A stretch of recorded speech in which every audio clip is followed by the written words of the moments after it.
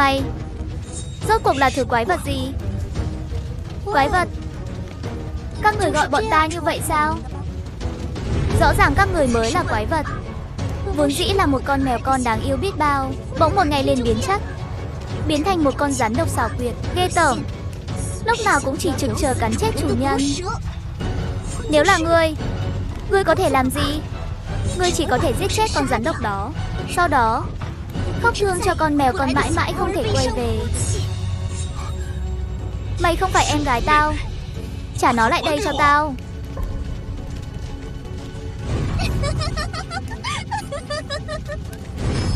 Nói chuyện với loài người các ngươi thật là mệt mỏi. Anh trai, trái tim của anh đẹp quá. Em ăn nó có được không?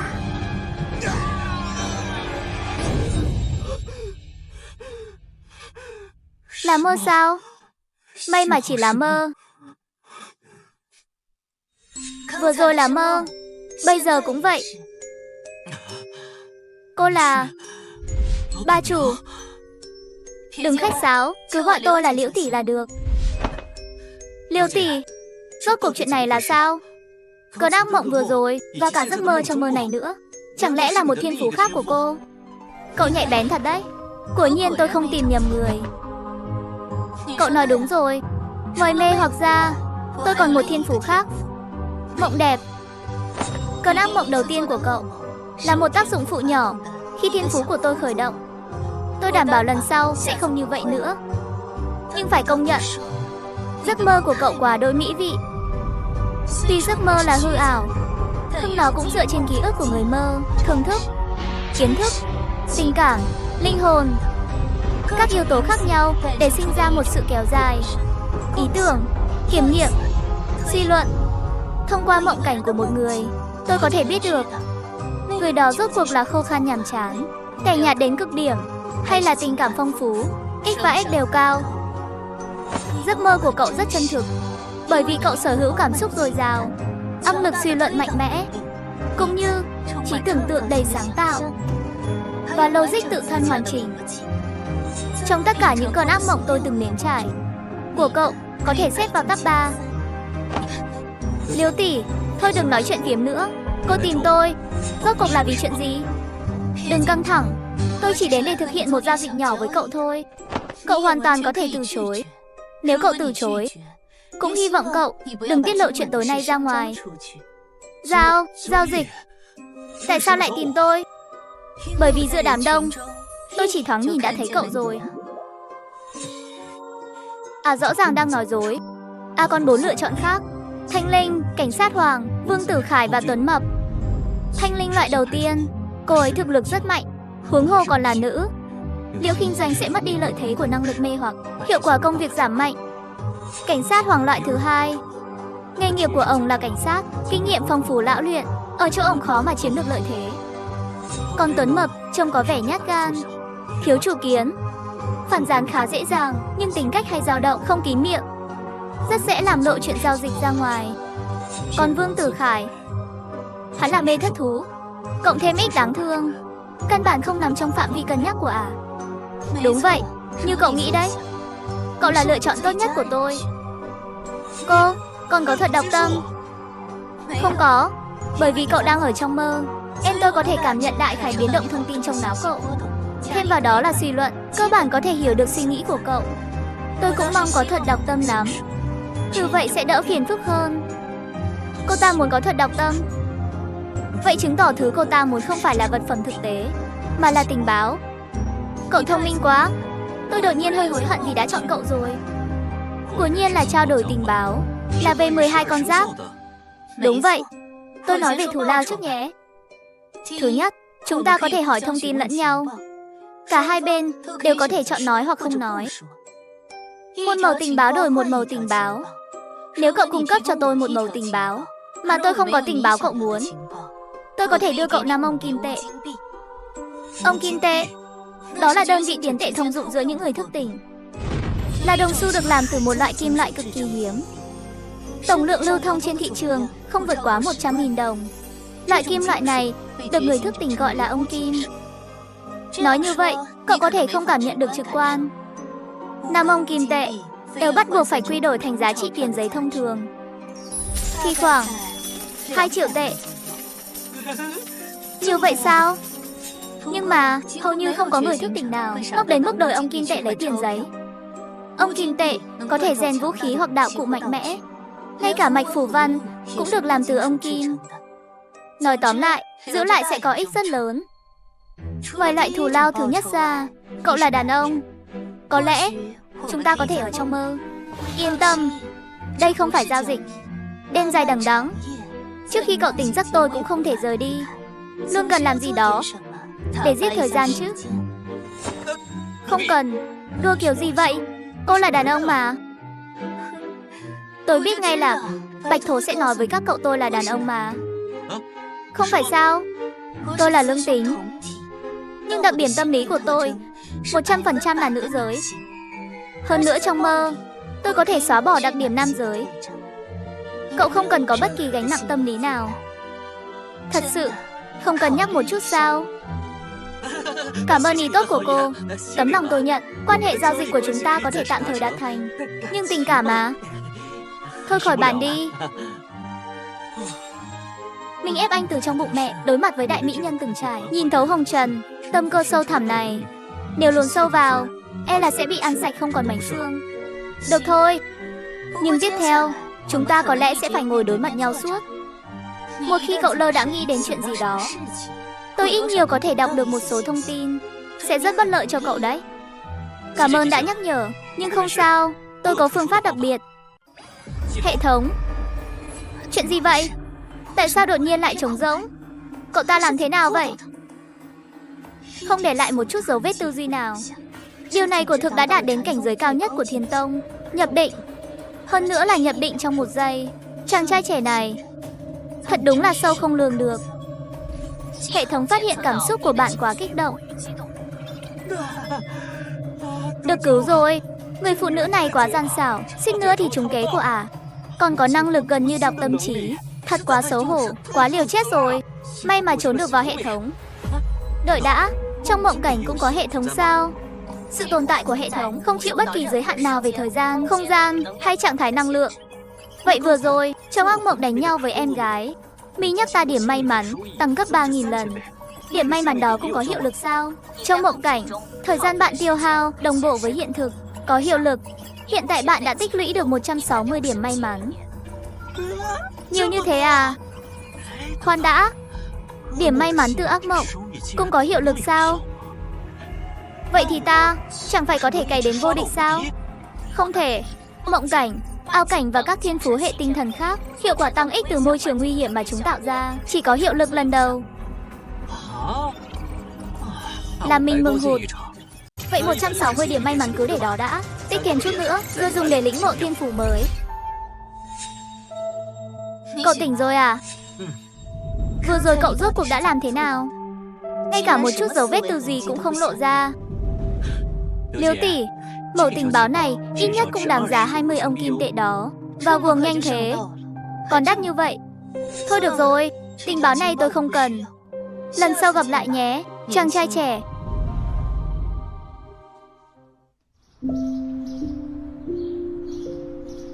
Anh, bọn em đến rồi. Bố hôm nay thế nào rồi? Bác sĩ nói sao? Vẫn như cũ thôi. Sức khỏe hồi phục khá tốt. Chỉ là chân vẫn chưa cử động được.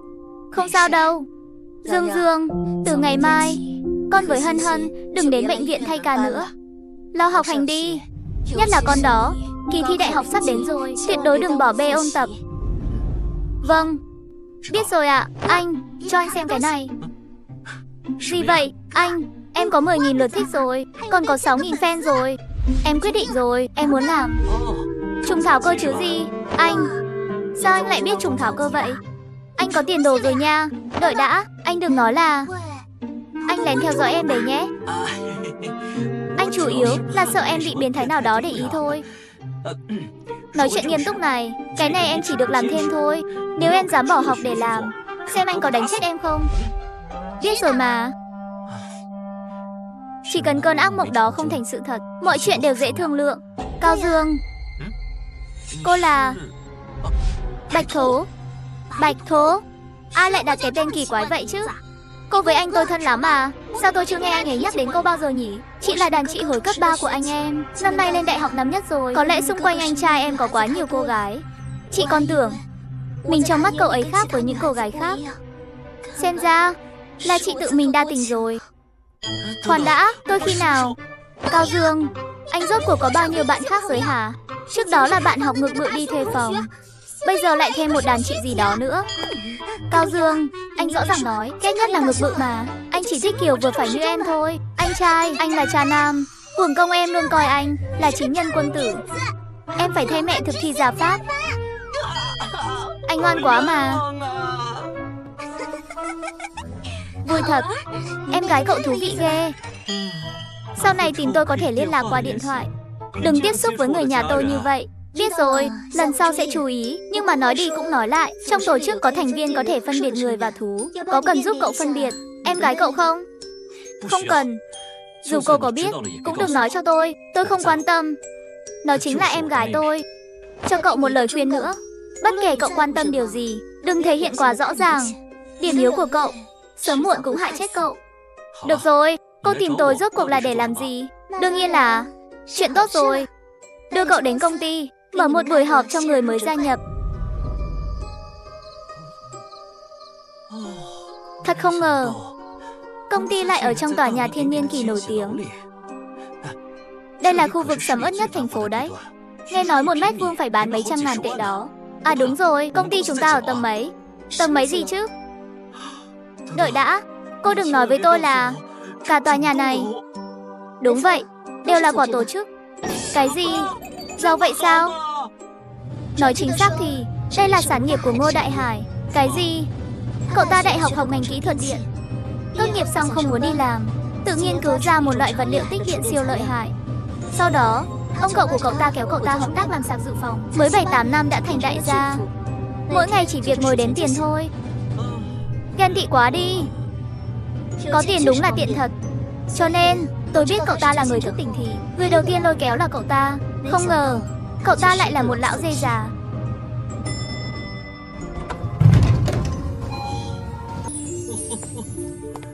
Đúng là hào phóng vô nhân tính mà. Cao Dương cũng đến rồi. Đủ người rồi. Bắt đầu thôi.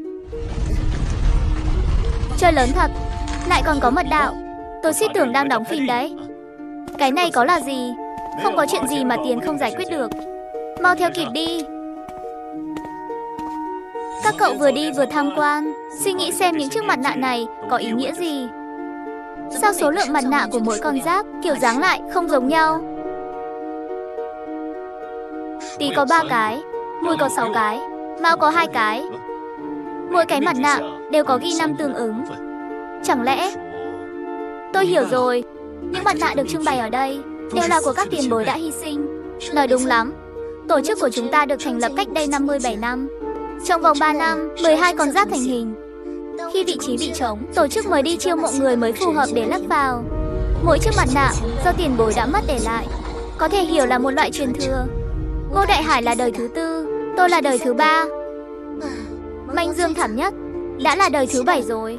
Bây giờ nó là cục cưng của cả nhóm đó. Tỷ lệ tử trận cao thế này. Đợi đã, ở đây không có mặt nạ Thìn. Đương nhiên rồi, Thìn chưa chết bao giờ. Anh ấy là đội trưởng của chúng ta, cũng là người sáng lập 12 con giáp. Thìn chính là đội trưởng mà Bạch Thố hay nhắc đến. Vậy Dần là đội phó sao? Sao cậu biết? Ngô Đại Hải nói cho cậu à? Không, tôi phát hiện ngoài Thìn ra, mặt nạ Dần chỉ có một cái. Vậy thâm niên của anh ta hẳn rất lâu đời. Người thông minh. Đội phó tên là Đấu Hổ. Anh ấy sẽ không tham gia buổi chào đón người mới. Anh ấy đang thực hiện nhiệm vụ. Được rồi, tham quan kết thúc. Mọi người theo kịp nào. Mọi người đến cả rồi. Anh Cao Dương cũng đến rồi. Lâu rồi không gặp. Tiểu Manh Dương, lần trước thật sự cảm ơn em nhé. Anh Cao Dương đừng khách sáo. Đây là việc mà Manh Dương nên làm. Đây là 3 thành viên mới đến. Cao Dương, Thanh Linh, Hoàng Kỳ. Các cậu tự giới thiệu đi. Chào mọi người, tôi là Quỷ Mã. Đây là danh thiếp của tôi. Con là luật sư nữa à? Sau này nếu gặp phải kiện tụng, có thể yên tâm hơn nhiều rồi. Chào mọi người. Sao có thể chứ? Đây không phải là Lưu đại gia ở quán mì sao? Lưu đại gia, các cậu quen tôi à? Ông không phải mê thất thú sao? Người cậu nói là anh trai tôi. Chúng tôi là anh em sinh đôi. Anh sinh đôi là thú, nhưng em trai lại là người thức tỉnh. Sao có thể chứ? Lão phu chính vì muốn làm rõ chuyện này mới gia nhập 12 con giáp. Các cậu sau này cứ gọi tôi là Lưu nhị gia là được rồi. Trời ạ, sao mình có cảm giác vẫn chưa ra khỏi thôn Tân Thủ vậy? Bí ẩn của thế giới này sao mà nhiều thế?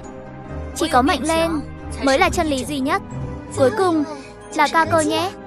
Chị ấy bình thường không hay nói chuyện, khưng mọi người đừng hiểu lầm. Chị ấy không phải lạnh lùng đâu, chỉ là nói nhiều, sợ mọi người sẽ buồn ngủ. Buồn ngủ? Chẳng lẽ là do thiên phú? Đúng, thiên phú của chị ca cơ là an hồn phúc, số thứ tự 616, giọng nói có hiệu quả thôi miên. Sau này ai bị mất ngủ có thể tìm chị ca cơ nói chuyện. Bình thường chị ấy bí bách lắm, chẳng có mấy cơ hội nói chuyện với ai. Hiện tại vị trí trống chỉ có 2, lần lượt là Sửu và Tỵ. Người còn lại tạm thời không có danh hiệu, nhưng cũng coi như nhân viên chính thức, đãi ngộ không khác biệt. 2 con giáp này tôi đều không thích. Mọi người chọn đi, tôi dự bị là được rồi. Được, vậy tôi chọn nhé. Tôi tên là Hoàng Ngưu thế nào? Siêng năng cần cù, công bộc nhân dân lão Hoàng Ngưu. Phù hợp với ngày của tôi. Tôi, Thanh Sa. Cậu tạm thời đeo cái này đi. Vô diện nhân, cảm giác cũng khá ngầu. Bây giờ tôi tuyên bố 12 con giáp chính thức đủ thành viên. Nghe khẩu hiệu của tôi. 3, 2, 1.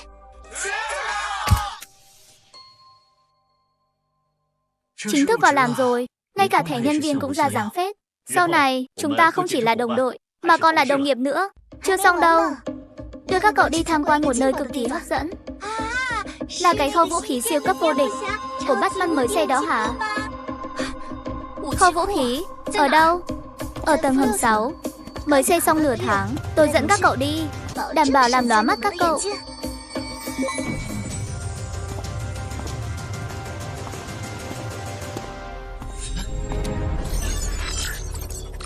Cảnh báo, bạn đang đối mặt với tình huống cực kỳ nguy hiểm. Lợi tức điểm may mắn tăng lên 2.500 lần. 2.500 lần. Không ổn, có nguy hiểm.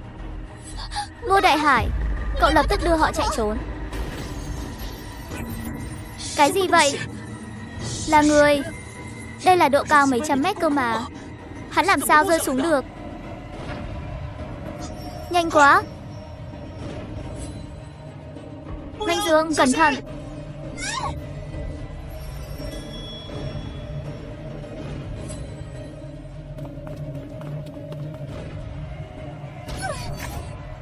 Dừng tay.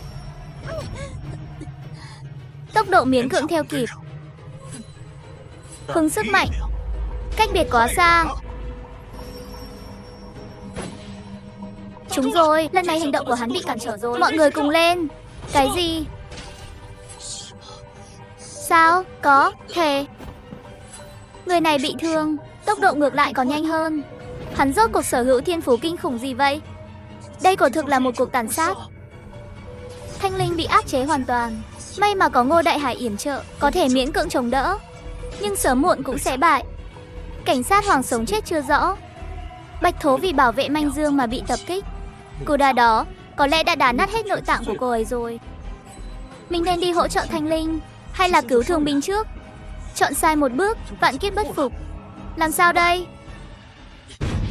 Mặc kệ, chết đi cho tao. Muốn đánh lén ta, không biết tự lượng sức. Là giả. Chỉ có chữa trị cho Bạch Thú người có thực lực mạnh nhất hiện tại mới có thể tăng thêm cơ hội thắng. Đây là lời giải duy nhất. Manh Dương, chữa cho Bạch Thú. Vâng. Cao Dương, cẩn thận. Cố nhiên, sát thủ áp dụng chiến thuật liều mạng. Hắn tuyệt đối không cho phép một healer chạy lung tung chữa trị thương binh, cũng không thể cho chúng ta thời gian chữa trị. Chính vì chiến thuật này. Mắc bẫy rồi. Sao chép. Dịch chuyển. Thiên phú sao chép. Thằng nhóc này cố ý dụ mình qua đây, rồi nhân cơ hội kéo giãn khoảng cách. Manh Dương, hai người cùng chữa trị. Chịu đựng. Đánh lâu dài, chúng ta có thể thắng. Giữ chân hắn, dành thời gian chữa trị. Xem vạn lôi thiên lao dẫn của ta đây.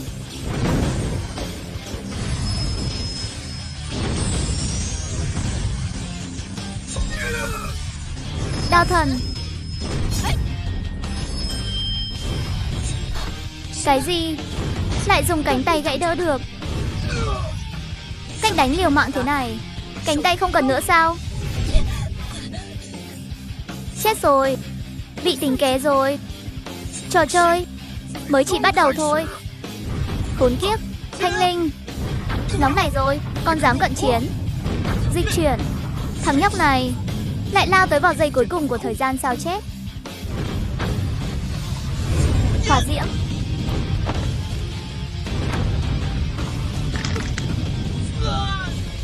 Người này rõ ràng bị thương nặng, lại càng đánh càng hăng. Quá kinh khủng.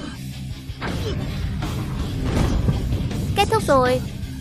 Chỉ trong vòng chưa đầy 10 giây, hắn đã giải quyết 3 người chúng ta. Căn bản không thể kéo dài trận chiến. Hắn rốt cuộc là thú hay là người thức tỉnh? Manh Dương, chạy, mau chạy đi. Đến lúc này rồi, còn nghĩ cho người khác sao? Buông anh Cao Dương ra. Không được làm hại anh ấy. Ông cái đồ xấu xa. Chạy đi. Đừng quan tâm tôi. Tiểu Manh Dương, để chú hôn một cái nào. Không thì ta sẽ giết nó đấy. Ông cút đi. Tôi ghét ông. Tôi ghét ông nhất luôn. Đồ biến thái chết tiệt. Có ai chào đón người mới như ông không hả? Mấy ngày nay tôi cố tình tránh ông, chính là sợ ông phát bệnh. Đồ biến thái nhà ông đúng là chưa bao giờ làm người ta thất vọng. Rốt cuộc là chuyện gì vậy? Tôi là 12 con giáp đấu hổ. Hai đứa nó đều là học trò của tôi. Vừa rồi là bài thi giữa kỳ tôi dành cho chúng. Bài thi giữa kỳ của họ? Vậy thì liên quan gì đến chúng tôi? Vì các cậu ở cùng nhau, em thi cùng luôn thôi. Coi như bài kiểm tra đầu vào. Cậu nhóc không tệ. Năng lực ứng biến tại chỗ rất mạnh. Gần như đã đưa ra đúng tất cả các quyết định. Nhưng cậu biết tại sao mình lại thua không? Là do tôi quá yếu. Rất tốt. Có tự mình biết mình. Thiên phú của cậu đều rất tốt, chỉ là cấp bậc quá thấp. Còn Thanh Linh và Cảnh sát Hoàng nữa, 3 người các cậu đều là mầm tốt. Sau này tôi sẽ bồi dưỡng trọng điểm. Bồi dưỡng trọng điểm? Chuyện này có chịu nổi không? Tôi có thể từ chối không? Hổ thúc tôi đây cũng không phải ma quỷ gì. Hay là vậy, tôi làm thầy cậu. Hoặc là tôi ngày nào cũng đến giết cậu. Cậu tự quyết định. Chào thầy ạ. Chồng ngoan có thể dạy bảo. Thanh Linh và Cảnh sát Hoàng đều không bị thương chí mạng. Lúc tôi đâm vào đã làm lưỡi đào lệch đi 2 cm. Vết thương không lớn. Manh Dương vài phút là xử lý xong. Thương tổn thể xác có thể hồi phục, nhưng ám ảnh tâm lý thì làm sao xóa bỏ. Đau quá. Đau là đúng rồi. Hãy nhớ kỹ bản thân hôm nay yếu đuối đến nhường nào. Đáng thương, bất lực. Các cậu phải cảm ơn vì hôm nay gặp phải không phải là kẻ địch thực sự. Nếu không, tất cả đều chết rồi. Đây là bài học đầu tiên Hổ thúc dạy các cậu. Hiểu rồi ạ. Chuyển dịch thương tổn. Hồi phục. Chữa xong hết rồi. Mệt chết Tiểu Dương rồi. Hổ, cậu nợ tôi 3 bữa buffet. Không thành vấn đề. Ghi sổ Ngô Đại Hải. Các cậu về nghỉ ngơi trước đi. Tôi còn có việc cần phân công một chút. Một người là thương thần, một người là đao thần. Các cậu cùng với sát nhân chuyên gia của tôi đều thuộc thiên phú loại sát thương. Sau này chính là chủ lực gây sát thương của tổ chức. Hệ thống, giúp ta tra thiên phú sát nhân chuyên gia. Cần tốn 3 điểm may mắn. Đắc thế. Cũng được. Tra thiên phú sát nhân chuyên gia. Số thứ tự 11. Loại phù văn sát thương. Sát nhân chuyên gia. Trong chiến đấu, bản thân bị thương càng nặng, chức năng cơ thể càng mạnh. Trạng thái hấp hối, tất cả thuộc tính cao nhất có thể tăng gấp 3 lần. Vãi nồi. Thuộc tính thiên phú cấp 5 đáng kinh ngạc quá. cộng thêm đặc tính bị thương càng nặng, chức năng cơ thể càng mạnh, chả trách lại kinh khủng như vậy. Các cậu dưỡng thương xong thì đi làm vài nhiệm vụ với tôi, trưởng thành trong thực chiến nhanh hơn. Tôi không. Thế này đi, chỉ cần các cậu làm tốt nhiệm vụ, tôi sẽ cho thiên phú của các cậu đều lên cấp 4. Nhưng Bạch Thố nói, tổ chức không có mạch phù văn hệ sát thương. Thầy Hổ, đừng có vẽ bánh cho bọn tôi nữa. Tổ chức chúng ta không có, tổ chức khác có mà. Chúng ta có thể giao dịch với họ. Thật sự không được, còn có thể cướp. Nếu không, cậu tưởng sát nhân chuyên gia cấp 5 của tôi là từ đâu mà có. Nhất môn cửu đỉnh, Hổ thúc đưa các cậu đi đại sát tứ phương. Đến lúc đó lại đánh một trận. Tính cách này của em, tôi thích. Cái đó thầy Đấu Hổ, thầy có phải quên em rồi không? Em cũng muốn thăng cấp này nọ. Cậu Á, tiềm năng vô hạn, Hưng hiện tại quá phế. Đi làm nhiệm vụ còn quá sớm. Cậu cứ đi theo Bạch Thố và Điện Thử đi. Có cậu rồi. Chỉ có một người bị thương trên thế giới. Thành tựu đại thành. Đi thôi, mau theo kịp nào. Tôi dẫn các cậu đi tham quan tiếp. Tân bí mật của 12 con giáp đến rồi. Cái nơi mới xây này, tôi cũng là lần đầu đến đó nha. Cửa Tý, phòng họp. Cửa Sửu, phòng thí nghiệm. Phòng nghiên cứu công nghệ. Cửa Dần, phòng ghim. Phòng đấu võ và phòng huấn luyện. Cửa Mão, phòng nghỉ. Phòng trà nước. Cửa Tỵ, ký túc xá và nhà tắm. Không gian riêng của đội trưởng Thìn, không mở cửa cho người ngoài. Cửa Ngọ, kho trang bị. Lát nữa dẫn các cậu đi mở mang tầm mắt. Cửa Mùi là phòng y tế. Cửa Thân là phòng giải trí. Cửa Dậu là cây tivi. Cửa Hợi là nhà ăn. Cửa Tuất là phòng giặt khô. Tôi cứ tưởng chỉ là một căn cứ bình thường, không ngờ đồ đạc ở đây đầy đủ thế này. Tất cả mọi người đều có thể đến đây sống. Đương nhiên rồi. Vật tư ở đây dự trữ năng lượng ít nhất cũng đủ dùng vài năm. Tại sao phải tích trữ tài nguyên lâu như vậy? Giống như chuẩn bị cho tận thế vậy. Còn không phải vì tinh hồng chi nguyệt sao? Lần tinh hồng chi nguyệt trước đến, tôi ngày nào cũng chỉ có thể đi vệ sinh ở nơi hoang dã, dùng lá khô chùi mông. Tinh hồng chi nguyệt. Thầy, đây là lần thứ 2 em nghe thấy tinh hồng chi nguyệt rồi. Rốt cuộc đó là gì? Đó là 10 năm một lần. Mỗi lần kéo dài 1 tuần. Thảm họa dành riêng cho người thức tỉnh. Tinh hồng chi nguyệt. Huyết cốt, giáng lâm. Thương đạo, sụp đổ. Thú cao cấp sẽ tỉnh lại. Săn giết người thức tỉnh khắp nơi. Thầy, ý thầy là thú cao cấp sẽ tỉnh lại. Tại sao? Chẳng lẽ trong tinh hồng chi nguyệt chúng có thể xáo phạm quy tắc thương đạo sao? Là vì mặt trăng sao? Hay là huyết vụ? Đừng hỏi nhiều thế. Còn chưa đủ ám ảnh tâm lý hôm nay à? Còn hơn 2 năm nữa mới đến tinh hồng chi nguyệt tiếp theo. Từ từ tìm hiểu cũng không muộn. Điện Thử, mũi của cậu sao thế? Vết thương chưa lành à?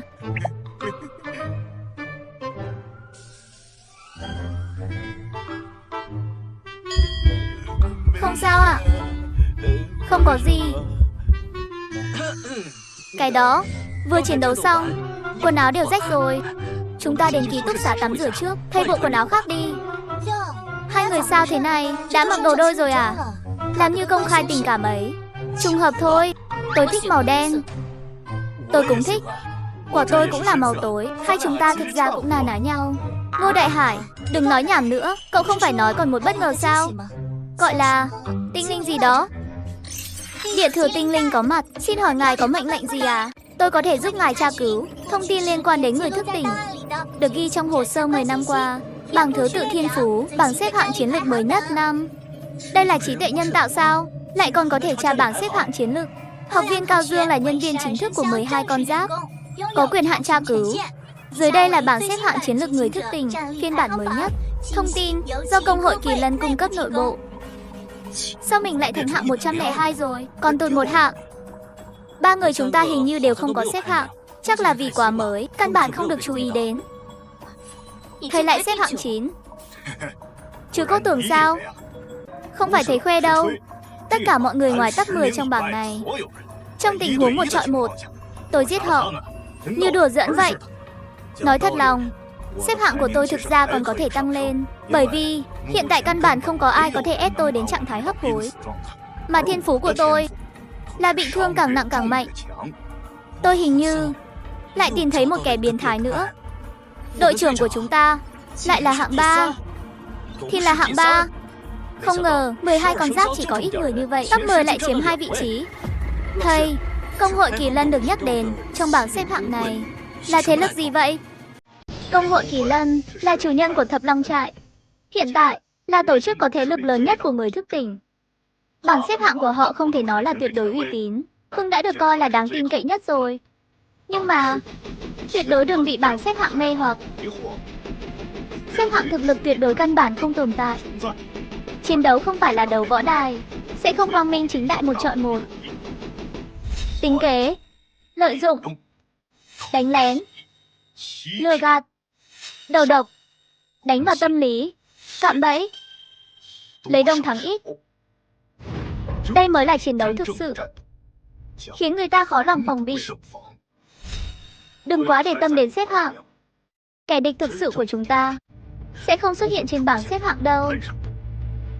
Ví dụ như vọng thú, sinh thú, tử thú.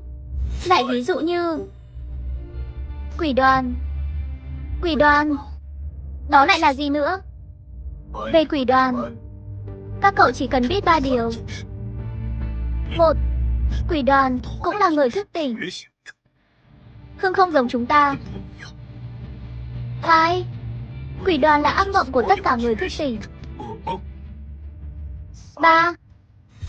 Gặp phải bọn chúng, đừng hỏi gì cả, đừng nghĩ gì cả, chạy. Nếu gặp phải, sẽ nguy hiểm hơn nhiều so với trận chiến hôm nay của chúng ta đó. Các cậu đều đã tham quan tế đàn của 12 con giáp, thấy những chiếc mặt nạ cũ đó rồi. Chủ nhân của những chiếc mặt nạ đó chết như thế nào, không cần thầy nói nhiều nữa chứ. Không chỉ phải đối mặt với tinh hồng chi nguyệt, lại còn có tổ chức quỷ đoàn kinh khủng.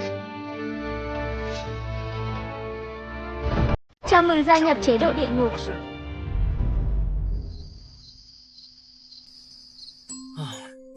Hiện tại cảnh sát Hoàng và Thanh Linh đã đi vào quỹ đạo, đi theo hồ thúc thực chiến rèn luyện rồi. Còn mình chỉ có thể ở nhà chờ lệnh. Phải nhanh chóng vào buồng thôi. Hệ thống hiện tại đã tích lũy được 441 điểm may mắn. Lĩnh ngộ thiên phú mới. Lĩnh ngộ thiên phú cần tiêu hao 120 điểm may mắn. Có xác nhận không? Xác nhận. Đang lĩnh ngộ. Lĩnh ngộ thất bại, có tiếp tục lĩnh ngộ không? Tiếp tục. Lĩnh ngộ thành công, trừ đi 120 điểm may mắn.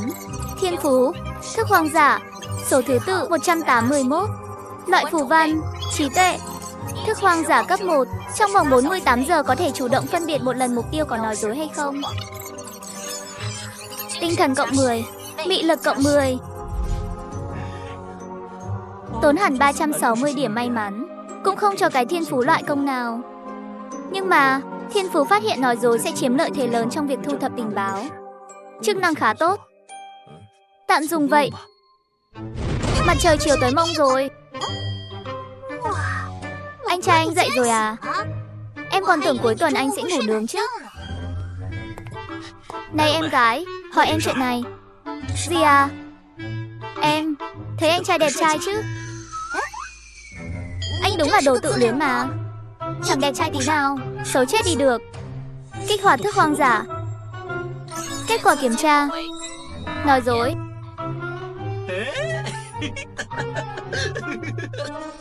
Thiên phú này dùng tốt thật. Anh trai, anh bệnh không nhẹ nha.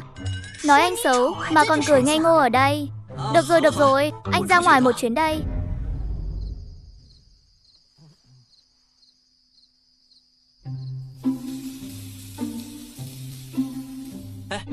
Chuyện của bố tôi giải quyết thế nào rồi? Bố cậu? Chuyện nhà máy.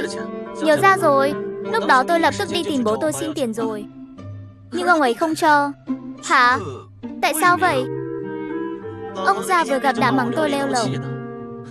Tôi chỉ nhuộm tóc thôi mà. Ông ấy đang kỳ thị đó. Rồi sao nữa? Vương Tử Khải từ năm 10 tuổi đã không giao tiếp bình thường với bố mẹ. Cũng không trách cậu ta được. Xem ra phải tự mình nghĩ cách thôi. Vương Tử phái tôi là ai chứ, không phải chỉ là tiền thôi sao? Đây 2 triệu, cầm đi mà tiêu trước. Cậu lấy đâu ra nhiều tiền thế? Tôi bán xe thể thao rồi. Anh em, cảm ơn nhé. Có ai cạn ly với anh em như vậy không? Của cậu là nước mơ chùa à? Đừng để ý mấy chi tiết này. Cạn nào. Tôi biết ngày cậu sẽ lại tìm tôi mà. Mộng cảnh này, còn thích chứ? Khá tốt. Bắt đầu giao dịch đi. Tôi nghe nói, tổ chức của các cậu lại tìm được một mạch phù văn, là hệ tinh thần. Điều này có đúng sự thật không? Tôi giúp cậu xác nhận, tính là một mẩu tình báo chứ? Tình, nhưng cấp bậc khá thấp. Trong AC, A, B, C thì tính là cấp B. Đây là khách hàng khác ủy thác tôi đến xác nhận. Họ hình như đang cân nhắc trao đổi mạch phù văn với tổ chức các cậu. Hưng lại sợ có gian lận. Có thể xác định Hằng thật giá thật mạch phù văn hệ tinh thần. Tốt. Cấp B là 5 ông kim tệ. Cậu muốn tiền hay tình báo tương đương? Tôi muốn tình báo, phải liên quan đến tôi. Tôi có một mẩu tình báo về 12 con giáp, vốn là cấp Anh. Lần đầu giao dịch, coi như ưu đãi cho cậu. Để tỏ thành ý, trong nội bộ tổ chức các cậu, có một gián điệp của tổ chức khác. Tình báo này độ chính xác lên đến 8 phần. Vì không biết là ai, em chỉ có thể tính là cấp Anh, nếu không phải tính là cấp AC. Cô không phải đang chia rẽ ly gián đấy chứ? Thức hoang giả. Đương nhiên không phải. Tôi với 12 con giáp không thù không oán. Gây thù chuốc oán với cậu chẳng có lợi lộc gì. Hơn nữa, tôi xưa nay luôn lấy chữ tín làm đầu. Trong ngành có tiếng tăm đó.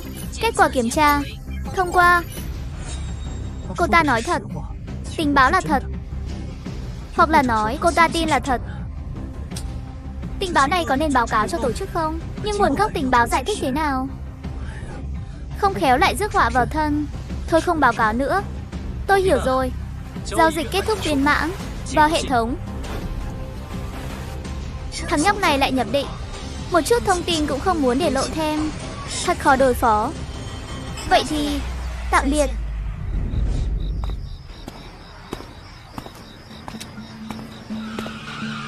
Soái ca, lên xe chơi cùng đi. Có việc à? Đúng thế, có nhiệm vụ. Nhiệm vụ gì? Nguy hiểm không? Xem cậu sợ kìa. Yên tâm, không cần đánh nhau. Chỉ là đến Thập Long Trại, giao dịch mạch phù văn thôi. Giao dịch? Vậy tôi phải làm gì? Thư giãn đi, cứ coi như đi chơi. Tiện thể đưa cậu đi mở mang tầm mắt. Lát nữa ngoan ngoãn ngậm miệng, làm nên là được.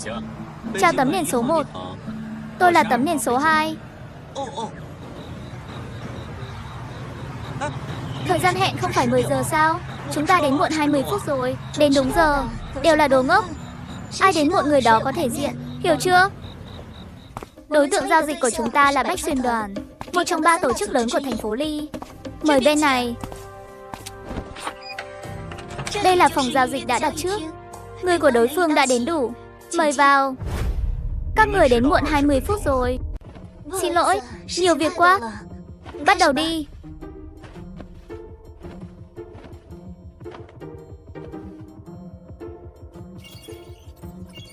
Hai mạch phù văn đều là thật. Của 12 con giáp là phù văn hệ tinh thần. Của Bách Xuyên Đoàn là phù văn hệ sát thương. Phù hợp với hợp đồng giao dịch. Các người đến muộn, chúng tôi rời đi trước. Xin cứ tự nhiên. Bọn họ dẫn người đi đông quá. Có cần thiết phải vậy không? Cậu đoán xem tại sao? Chẳng lẽ là sợ chúng ta? Đừng nhìn Bách Xuyên Đoàn đông người thế mạnh. Thực ra đều là ông hợp chi chúng. Không cho chúng ta rời đi cùng lúc. Cũng là để tránh bị cướp sau giao dịch. Dù sao ra khỏi căn phòng này, không có công hội Kỳ Lân đứng ra phân xử công bằng nữa rồi. Đi thôi, đồ cậu giữ đi. Cái này quý giá quá. Vậy nên mới phải rèn luyện tâm lý của cậu một chút. Cái đó, Thanh Linh và Cảnh sát Hoàng. Gần đây khỏe không? Hai người họ đang huấn luyện ma quỷ với đấu hổ đó. Bây giờ lại có được phù văn hệ sát thương. Để nhanh chóng lên cấp 4, em là còn phải lột một lớp da nữa. Lên cấp 4 khó lắm sao? Xin lỗi, quên mất cậu cũng mới cấp 3. Khốn kiếp, coi thường ai đấy hả? Các ba tôi cũng có thể cho cậu một liệu trình điện giật đó. Chuyện gì vậy?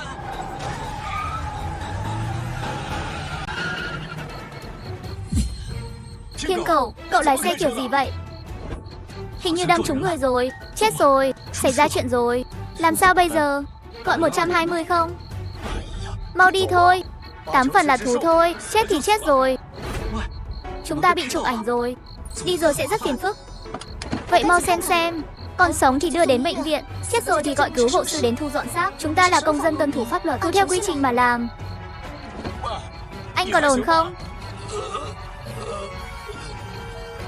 Cứu tôi. Tôi không muốn chết.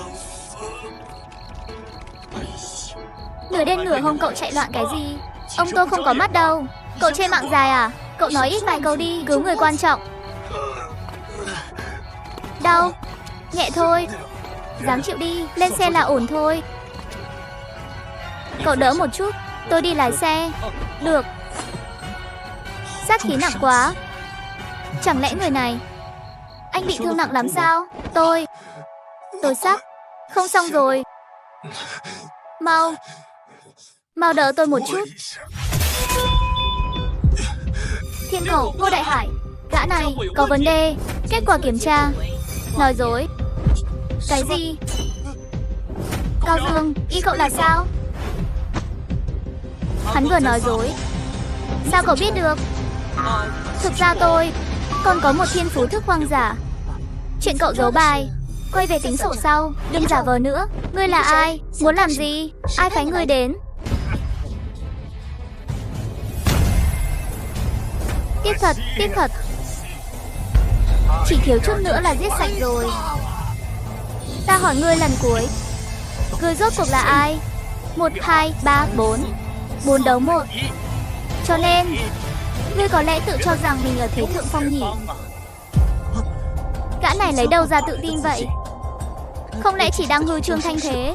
Không ổn rồi. Tính kế, lợi dụng, đánh lén, lừa gạt, đầu độc, đánh vào tâm lý, cạm bẫy, lấy đông thắng ít. Đây mới là chiến đấu thực sự, khiến người ta khó lòng phòng bị. Đối phương giả vờ bị thương nặng, rất có thể là để tiếp cận chúng ta.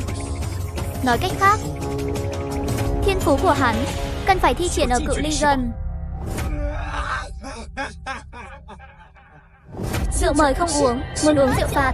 Lên. Nổ. Ngô Đại Hải, Thiên Cầu.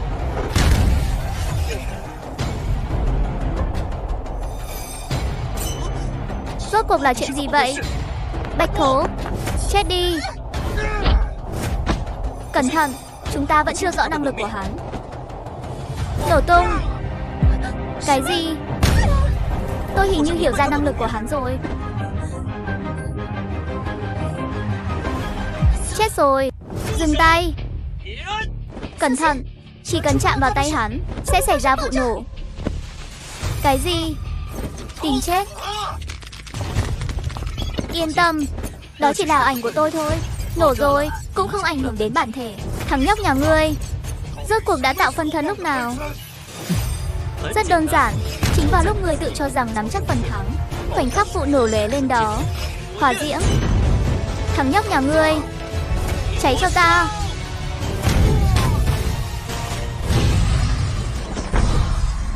Gã này khất thời sẽ không tỉnh lại được.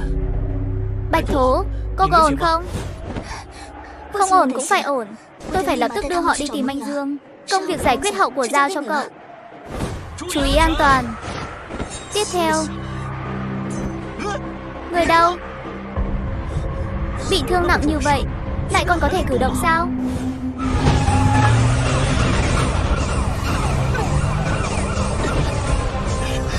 Ngươi đứng lại cho ta. Nhóc con, cứ chờ đấy.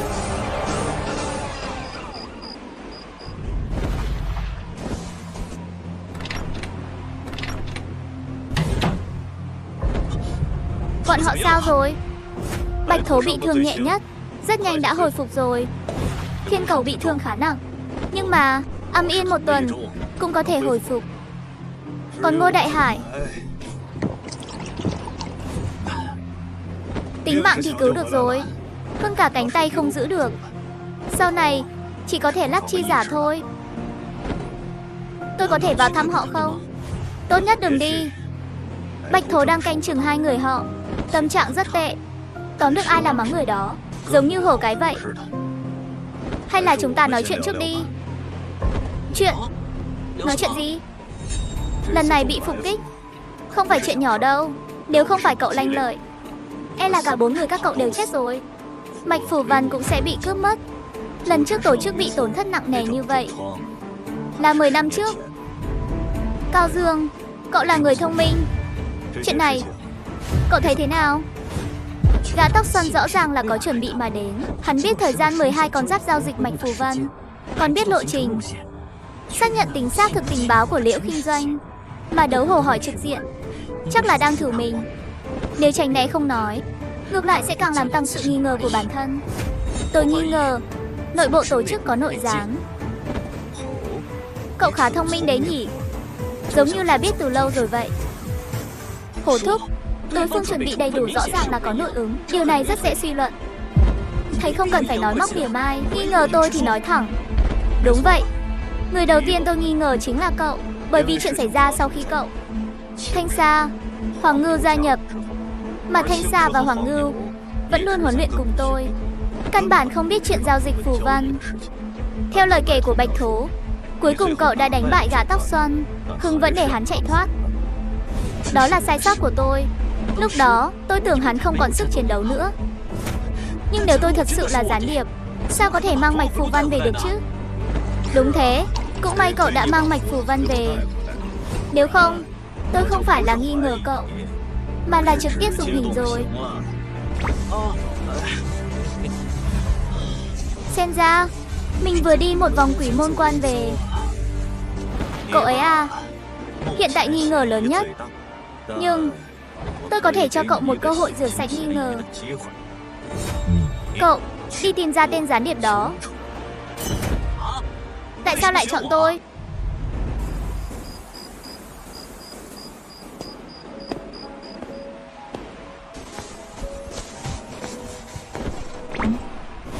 Cao Dương, Thanh Linh, chuyện chúng ta bị người ta an toán, cậu nghe nói rồi chứ?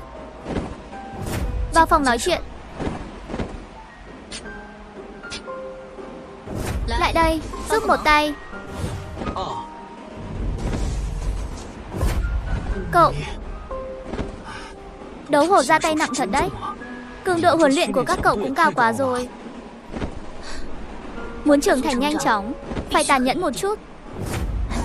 Cảm thấy đỡ hơn nhiều rồi. Tổ chức xảy ra chuyện lớn như vậy, cậu không quan tâm một chút sao? Cậu không chết là được. Chuyện khác, tôi không quan tâm. Thanh Linh, tổ chức có nội gián, đã bán đứng hành tung của chúng ta. Cậu tìm ra nội gián chưa? Hiện tại chỉ là nghi ngờ. Ai? Tôi nghi ngờ cảnh sát Hoàng. Về chuyện bảng thứ tự thiên phú, hắn đã nói dối, lừa chúng ta. Ngô Đại Hải căn bản không biết có thiên phú nổ, mà cảnh sát Hoàng trước đó nói với chúng ta bảng thứ tự thiên phú là biết được từ Ngô Đại Hải. Bạch Thố còn nói với tôi bảng thiên phú là bí mật. Mặc dù 3 tổ chức lớn đều có, Hưng sẽ không công khai ra ngoài. Huống chi là tiết lộ cho cảnh sát Hoàng lúc đó còn chưa vào làm. Ý cậu là nói bảng thiên phú của ông ấy là lấy được từ tay tổ chức khác. Có lẽ chính là tổ chức của gã tóc xoăn đã tấn công các cậu. Nhưng mà cảnh sát Hoàng nếu thật sự là gián điệp thì cũng quá sơ suất rồi. Ông ấy là cảnh sát, rõ ràng có thể xử lý kín đáo hơn nhiều. Có lẽ là tôi đang nghi rồi. Không, cảnh sát Hoàng rất đáng ngờ. 3 ngày trước, chúng tôi huấn luyện xong, cảnh sát Hoàng đưa tôi về nhà. Sau khi tôi xuống xe của ông ấy lại quay đầu. Nhưng nếu ông ấy về nhà hoặc đến đồn cảnh sát, xe không cần phải quay đầu. Đó chính là buổi tối trước ngày chúng ta bị tấn công. Chẳng lẽ ông ấy đi gặp mặt đầu mối? Thanh Linh, trước khi báo cáo cho tổ chức, tôi muốn xác nhận trước. Gần đây cậu tiếp xúc với ông nhiều nhất, tôi cần sự giúp đỡ của cậu. Được, hy vọng là chúng ta đều sai.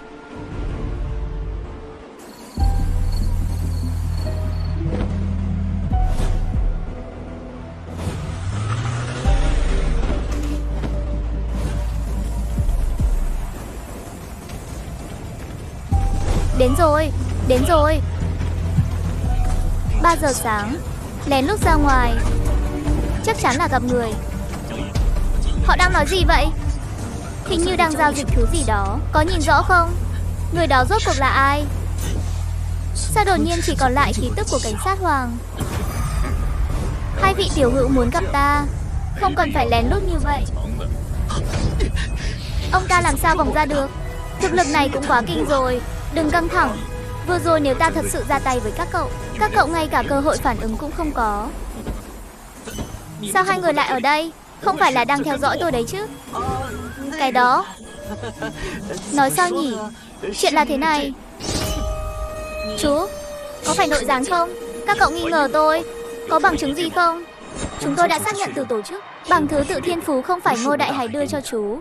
Hơn nữa, chú còn thường xuyên gặp gỡ người bí ẩn.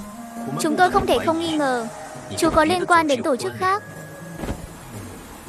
Thôi buổi này à? Muốn yên tĩnh câu cá một lát cũng không dễ dàng gì. Cái gì? Ông là vọng thú? Ta thích cái tên kẻ quan sát hơn, nghe văn nhã hơn nhiều.